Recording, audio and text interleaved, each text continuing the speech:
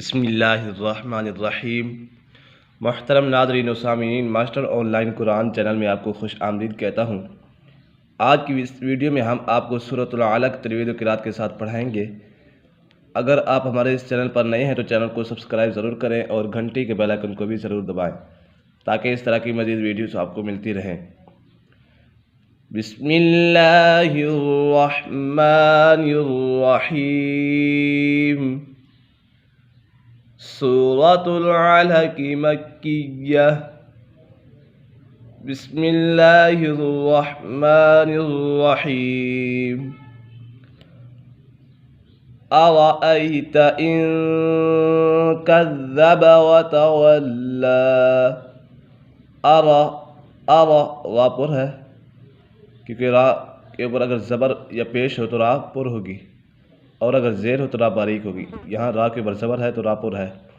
ارأیت ان کذب، ان نون ساکن یا تنوین کے بعد حروف اکفا میں سے کوئی بھی حرف آ جائے تو اکفا ہوگا، یعنی غنہ کر کے پڑھیں گے، یہاں پر غنہ ہوگا۔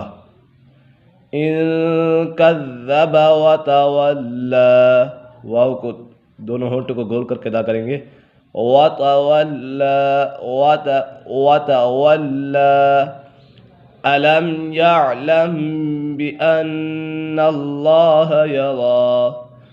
الم یعلم بأن اللہ یری، یہاں پر اکفاء شفوی کا قید لگ رہا ہے کیونکہ میم ساکن کے بعد حرف با آ جائے تو میم ساکن میں اکفاء شفوی ہوگا، یعنی غنہ کر کے پڑھیں گے۔ اور اس کے بعد نون مشدد ہے، نون مشدد میں ہمیشہ غنہ ہوتا ہے۔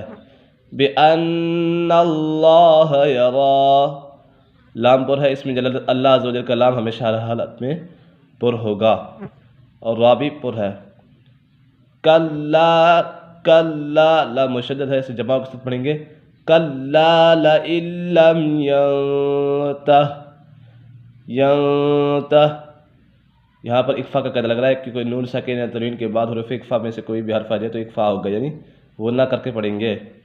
لنسفعا بالناصیہ، لنسفعا، یہاں پر اقلاب کا قید لگ رہا ہے کیونکہ نون ساکن یا تنوین کے بعد حرف با جائے تو اقلاب ہوگا، یعنی نون ساکن اور تنوین کو، یہاں تنوین کو میم سے بدل کر اخفا کریں گے، یعنی غنہ کر کے پڑھیں گے۔ لنسفعا بالناصیہ، نون مشدد ہے، نون مشدد میں ہمیشہ غنہ ہوتا ہے۔ ناصیۃ کاذبۃ خاطئہ، ناصیۃ، ناصیۃ، یہاں پر اکفا کا قید لگ رہا ہے کیونکہ نون ساکن تنوین کے بعد حروف اکفا میں سے کوئی بھی حرف آ جائے تو اکفا ہوگا، یعنی غنہ کر کے پڑھیں گے۔ یہ کاف حروف اکفا میں سے ہے۔ کاذبۃ خاطئہ، کاذبۃ خاطئہ، یہاں اظہار حلقے کا قید لگ رہا ہے، یہاں غنہ نہیں ہوگا کیونکہ نون ساکن یا تنوین کے بعد حروف حلقی میں سے کوئی بھی حرف آ جائے تو اظہار ہوگا، یعنی غنہ نہیں کریں گے۔ فَلْيَدْعُ نَادِيَهْ، فَلْيَدْ، دال کے اوپر قلقلہ ہو رہا ہے کیونکہ حروف قلقلہ 5 ہیں، قاف، طا، با، جیم اور دال۔ ان 5 حروف جب ساکن ہوں گے تو ان کے اوپر قلقلہ ہوگا۔ فَلْيَدْعُ نَادِيَهْ، سَنَدْ، سَنَدْ، سَنَدْعُ الزَّبَانِيَةَ، یہاں پر بھی دال کے اوپر قلقلہ ہو رہا ہے۔ حروف قلقلہ 5 ہیں، قاف، طا، با، جیم، دال۔ قلقلہ کا معنی جنبش اور حرکت کے ہیں۔ ان حروف کو ادا کرتے وقت مخرج میں جنبش سی ہوتی ہے جس کی وجہ سے آواز لوٹتی ہوئی نکلتی ہے۔ کلا لا تطعہ واسجد واقترب، واقترب، کلا، لام مشدد ہے، اسے جمع کے ساتھ پڑھیں گے۔ واسجد، دال کے اوپر قلقلہ ہو رہا ہے کیونکہ حروف قلقلہ 5 ہیں، قاف، طا، با، جیم اور دال۔ یہاں دال کے اوپر قلقلہ ہو رہا ہے اور قاف کے اوپر بھی قلقلہ ہو رہا ہے اور آخر میں با کے اوپر بھی قلقلہ ہو رہا ہے۔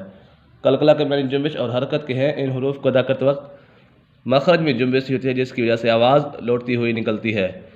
ایک مرتبہ اس کو روانگی کے ساتھ پڑھ لیتے ہیں۔